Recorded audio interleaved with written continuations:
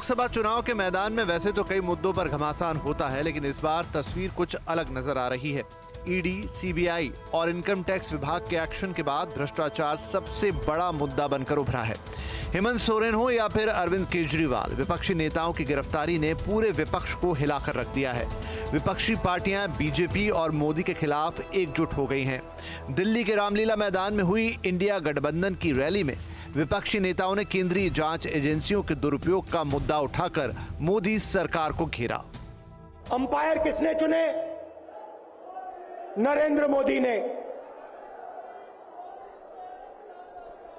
हमारी टीम में से मैच शुरू होने से पहले 2 खिलाड़ियों को अरेस्ट करके अंदर कर दिया। तो भाइयों और बहनों, ये जो चुनाव हो रहा है, नरेंद्र मोदी जी इस चुनाव में मैच फिक्सिंग करने की कोशिश कर रहे हैं। आपने चुने हुए लोगों को, मुख्यमंत्रियों को जेल भेज दिया। जिस लोकतंत्र में और जिस लोकतंत्र के लिए दुनिया में भारत का सम्मान होता था, आज वही दुनिया में भारत की अगर सबसे ज्यादा थू किसी ने कराई है तो वो भारतीय जनता पार्टी के लोग हैं। अब तो उनका सपना ऐसा है कि 400 पार। मैं पूरे देश को आह्वान करना चाहता हूं कि एक व्यक्ति और एक पार्टी की सरकार देश के लिए खतरनाक हो गई है और अब वो समय आया है कि एक पार्टी और एक व्यक्ति की सरकार नहीं चलेगी।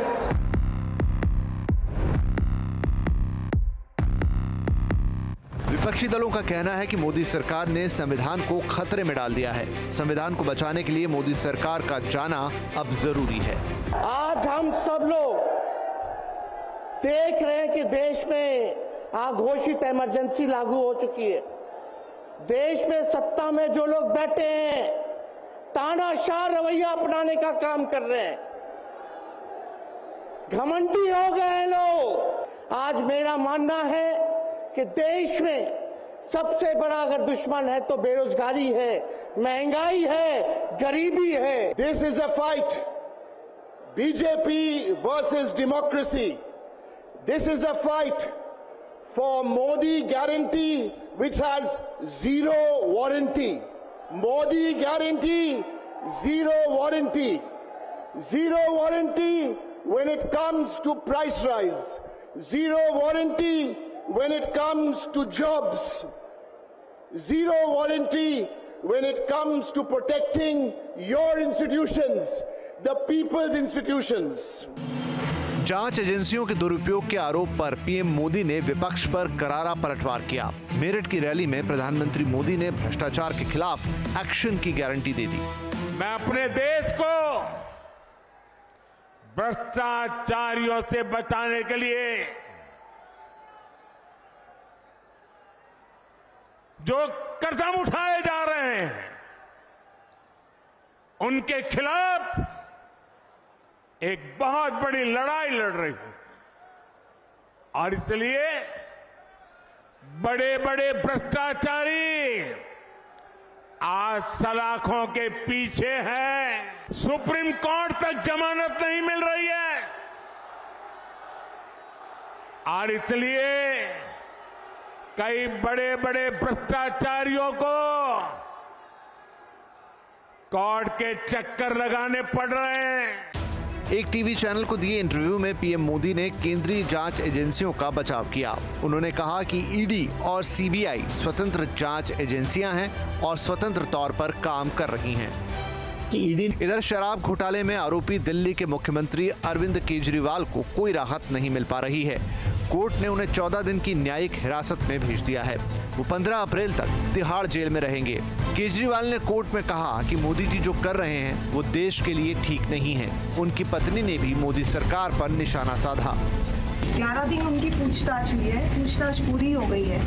अदालत ने दोषी नहीं कहा, उनको जेल में क्यों डाला है? लोगों का एक ही मकसद है, इनको चुनावों में उनको जेल में डालना है। देश की जनता इस तानाशाही का जवाब देगी। केजरीवाल को जेल के आदेश के बाद बीजेपी उनके इस्तीफे की मांग कर रही है। दिल्ली वासी तो कह रहे हैं कि दिल्ली की क्या हालत हो गई, भगवान कितना बदल गया है इंसान। इसी रामलीला में मैदान में हमने प्रत्यक्ष देखा है कि किस प्रकार से सियासी धर्मांतरण इतने छोटे अवधि में किसी का अगर हुआ है तो स्वराज से शराब तक, अन्ना से लालू तक, झाड़ू से दारू तक और इस्तीफा मांगने वालों से इस्तीफा नहीं दूंगा तक। आज इस्तीफा कब सौंपेंगे अरविंद केजरीवाल? अब सवाल यह है कि क्या भ्रष्टाचार सबसे बड़ा चुनावी मुद्दा बन गया है और ये बाकी मुद्दों पर भारी पड़ेगा?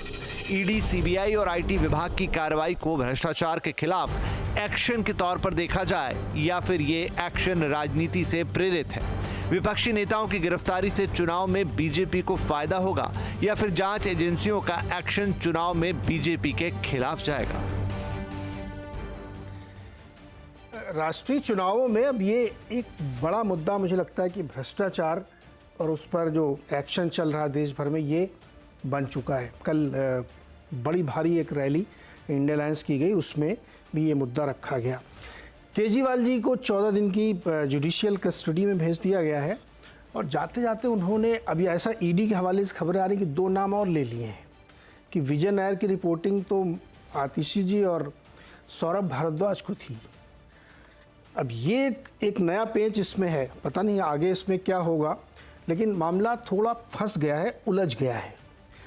और ये इस लिहाज से क्योंकि चुनाव की ठीक पूर्व संध्या पर एक सिटिंग सीएम जेल में, और वो इस्तीफा नहीं दे रहे हैं। वो कह रहे हैं हम इस्तीफा नहीं देंगे, कानून में ऐसा कोई प्रावधान नहीं कि इस्तीफा देना चाहिए। अब एलजी साहब क्या करेंगे ये भविष्य के गर्भ में है बताएगा, लेकिन जो बड़ा इशू निकल के आ रहा है कि भ्रष्टाचार की लड़ाई अब राष्ट्रीय परिप्रेक्ष्य में बनती दिख रही है।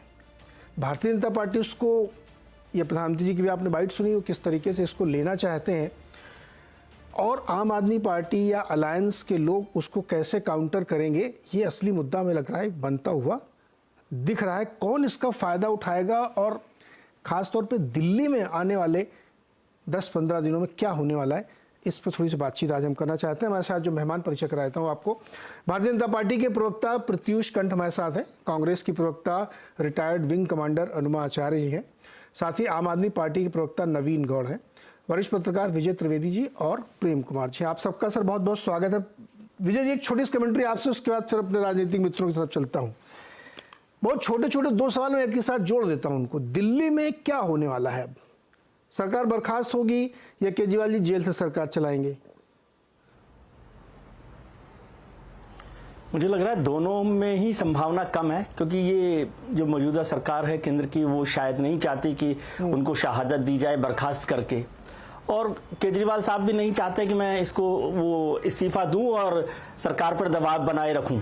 तो वो लगातार कोशिश हो रही है। अब कौन सा भारी पड़ता है मुद्दा, क्या अरविंद केजरीवाल आने वाले दिनों में इस्तीफा देंगे? वो हो सकता है अपने पॉलिटिकल जो मैनेजमेंट है उसको देख रहे होंगे कि कैसे पार्टी चलेगी, कैसे सरकार चलेगी, ये सब चीजें भी चल रही है। लेकिन बहुत ज्यादा दिन का वक्त नहीं है, इसमें से कोई ना कोई एक फैसला हो जाएगा, मुझे ऐसा लगता है, पहली बात।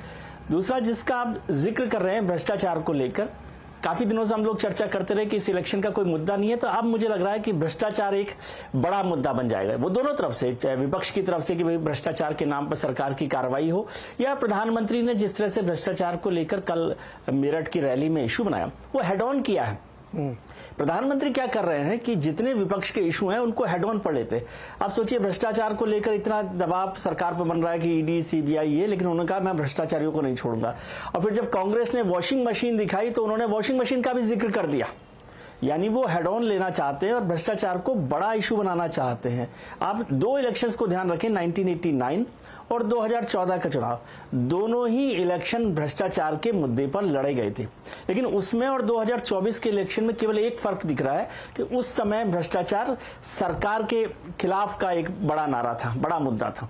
इस बार उलट है, विपक्ष के नेताओं पर भ्रष्टाचार का मुद्दा बनाया जा रहा है। अब वो कितना मुद्दा बनता है, जनता उसको कैसे रेसिप्रोकेट करती है, क्या वो ईडी, सीबीआई को लेकर, लेवल प्लेइंग फील्ड को लेकर या एक्शन को लेकर कैसे देख रही है, ये जल्दी आपको पता चलेगा। लेकिन भ्रष्टाचार बड़ा इशू बनने वाला है, मुझे ऐसा लग रहा है। हाँ, ये प्रधानमंत्री जी कई बार हेड ऑन ले चुके हैं। इससे पहले भी उन्होंने कहा था कि मेरा कमिटमेंट है, भ्रष्टाचार के खिलाफ ज़ीरो टॉलरेंस है और मैं किसी को छोड़ूंगा नहीं। इस पे आगे और डिटेल में बातचीत होगी। नवीन गौड़ जी मेरे साथ जुड़े हुए हैं, आम आदमी पार्टी। नवीन गौड़ जी, कैसे चलेगी सरकार दिल्ली की जब केजरीवाल जी जेल में रहेंगे तो?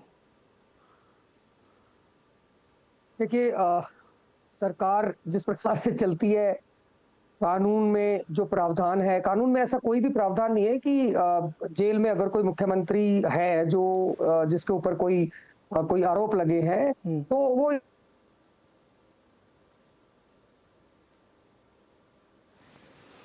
अच्छा, लिंक फंस गया इसमें। अनुमा जी, आप क्या चाहती हैं, केजरीवाल जी को इस्तीफा देना चाहिए? मुझे तो आज बड़ा आनंद आया, बड़े दिनों के बाद आपके शो में आई हूं और आपकी या तो ये पत्रकार वाली चिंता थी, पत्रकार धर्म से आप चिंता कर रहे थे या चेतावनी दे रहे थे, मुझे समझ में नहीं आया। लेकिन जब मैंने विजय त्रिवेदी जी को सुना, नहीं, आपको चेतावनी क्यों लगी? आपको चेतावनी क्यों लगी? मैंने ऐसा क्या बोला जो आपको लगा मैं चेतावनी दे रहा था? चेतावनी की सबको पकड़ा जाएगा, चाहे कुछ हो या ना अरे हो। ऐसा प्रधानमंत्री जी ने कहा है उन्होंने, मैं तो वो कोट कर रहा था। हाँ, ठीक है, आप बढ़िया कोट कर रहे थे, अच्छा लगता है आप कोट करते हैं। तो खैर, जी। विजय त्रिवेदी जी ने एक और बात कह के बड़ा मुद्दा साफ कर दिया कि ऐसा इलेक्शन में कोई मुद्दा नहीं दिख रहा था। मतलब एक चीज तो बहुत साफ है कि जो पोलराइजेशन करने का जो इरादा था प्रधानमंत्री जी का और उनके गैंग का, वो नहीं हुआ। क्योंकि मैं तो गांवों में रहती हूं, मैं तो गांवों में अभी 50-60 गांव मैंने 7 जनवरी के बाद से घूमे हैं, कहीं पर भी पोलराइजेशन एक मुद्दा नहीं रहा। अब एक और चीज वो कहते हैं त्रिवेदी जी, बड़ी मजेदार है वो भी। वो कहते हैं कि प्रधानमंत्री जी हेड ऑन ले रहे हैं। प्रधानमंत्री जी बेहद ढीठ है। भ्रष्टाचार मुद्दा है, पर भ्रष्टाचार बीजेपी का भ्रष्टाचार मुद्दा है। बीजेपी की तरफ सारी एजेंसीज हैं। एक जब तानाशाह लतीफे सुनाता है ना तो बड़ा मजा आता है। वो कहते हैं स्वायत्त संस्थाएं हैं। सीरियसली, मतलब कौन मानेगा कि अब ED, CBI, income tax department और इलेक्शन कमीशन ऑफ इंडिया, ये सारे के सारे स्वायत्त संस्थाएं बचे हैं क्या? रिजर्व बैंक ऑफ इंडिया का एक प्रोग्राम था 90वां स्मरणोत्सव, उसमें प्रधानमंत्री का बड़ा सा विज्ञापन छपा था कि वो मुख्य अतिथि हैं। आचार संहिता के बाद जो खुद प्रत्याशी है वो ऐसा करे और इलेक्शन कमीशन चुप रहे तो क्या मानेंगे आप? तो बेहद ढीठ, बेहद गैर जिम्मेदार, बिना जवाबदेही की राजनीति वाले प्रधानमंत्री जी के बारे में आज गांव-गांव में चर्चा है। इलेक्टोरल बॉन्ड की चर्चा बुधनी में है, जहां से शिवराज सिंह चुनाव लड़ रहे हैं, विदिशा में है और कहिए 8 जगहों पर है। तो इलेक्टोरल बॉन्ड एक ऐसा स्कैम है जिसके भ्रष्टाचार को सब लोगों ने समझ लिया है। भारत के लोगों को आप बहुत समय तक भ्रम में नहीं रख सकते। नवीन गौड़ कहाँ है? लोकतंत्र जो है वो लोकतंत्र अपनी अब दोबारा रिक्लेम करने वाला है। अभी तक ये सब चला कि आप ये कुछ भी कह दें कि प्रधानमंत्री जी भ्रष्टाचार को बिल्कुल मतलब उसके लिए तो आप लोग भी शामिल हैं अनुमा जी? नो टॉलरेंस है प्रधानमंत्री जी का। तो अनुमा जी, बॉन्ड वाले भ्रष्टाचार में तो आप लोग भी शामिल हैं जी? बॉन्ड वाले भ्रष्टाचार में तो आप लोग भी शामिल हैं। बॉन्ड वाले हम भ्रष्टाचार में नहीं शामिल हैं। हाँ। बॉन्ड से हमें चंदा मिला, हाँ। लेकिन भ्रष्टाचार नहीं, हमने हफ्ता वसूली नहीं की। अच्छा, आपको लोगों ने दान में दे दिया ऐसे ही? हम तो क्यों देंगे? अगर ये फार्मूला है कि डर से दिया तो आपको क्यों, आपसे क्यों डर रहे थे? आप मुझे टोक इसलिए रहे हैं क्योंकि जो बात है ना उसका जवाब नहीं है आपके पास, इसलिए टोक रहे हैं। अरे जवाब तो भी पृथ्वी जी को देना, मैं क्यों दूंगा? मैं तो सवाल पूछ रहा हूँ कि अगर आपसे डर नहीं रहे थे और उनसे ईडी से डर रहे थे तो ईडी के डर से चंदा दे दिया। आपके पास कौन सी ईडी थी जो आपको चंदा दिया? हम जो आपसे कह रहे हैं, हमने चंदा लिया है, हमने हफ्ता वसूली नहीं की है कि पीछे से रेड करा दे। सबको मालूम है कि जिस अरविंदो फार्मेसी के ऊपर जिसके डायरेक्टर को ईडी ने जेल में रखा था, अपने कस्टडी में रखा था, उसने 55 करोड़ का चंदा दिया है। ऐसा होता है कोई? कहीं आपने देखा है ऐसा? ये तो तभी होता है जब आप किसी का डर हो, कोई आपसे उगाही कर रहा हो तो चंदा। अच्छा, आपने मेरे उस सवाल का जवाब नहीं दिया। मैंने जो पहला सवाल आपसे पूछा था कि आप क्या चाहते हैं कि केजरीवाल जी इस्तीफा दें, बने रहें? देखिए, मेरे तो बहुत सारे इंट्यूशंस हो रहे हैं और उस इंट्यूशंस में से मुझे ऐसा लगता है कि केजरीवाल जी के ऊपर दूसरे तरफ का भी अब कहानी चलने वाली है और उनके और भी विधायकों के ऊपर। उनका इस्तीफा देना नहीं देना वो उनकी पार्टी की और उनका लोकतंत्र में उनका अधिकार है।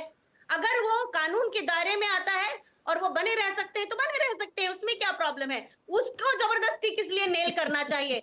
भाई एक चुने हुए मुख्यमंत्री को जब जेल में डाल दिया गया है और बिना किसी प्रमाण के डाला गया है, वही है ना प्रक्रिया जो है, प्रोसेस है, वही punishment. Anuma ji, let's make it simple. अरे सुनो ना ma'am, let's make it simple. आप कह रही हैं कि उनको अगर अधिकार है, कानून उनको अलाउ करता है तो उनको बने रहना चाहिए, यही कह रही ना आप?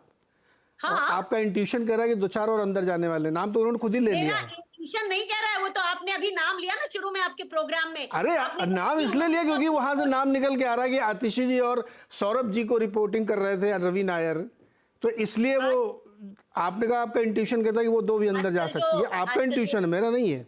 आजकल जो पीएमओ से कहानियां चल के इधर तक आती है ना, तो अरे जैसे भाई, सुनो पहला ना, ही अच्छा। नाम जब आता है ना, तो हम समझ जाते हैं कि अब ये कहानी इस ओर जाने वाली है। प्रेडिक्टेबल जी, नहीं। अब अच्छा, पृथ्वी जी से जवाब ले लें, अभी नवीन जी का लिंक लेंगे। अनुमा जी रुको ना। प्रत्युष जी, चाणक्य ने कहा था कि दुश्मन का दुश्मन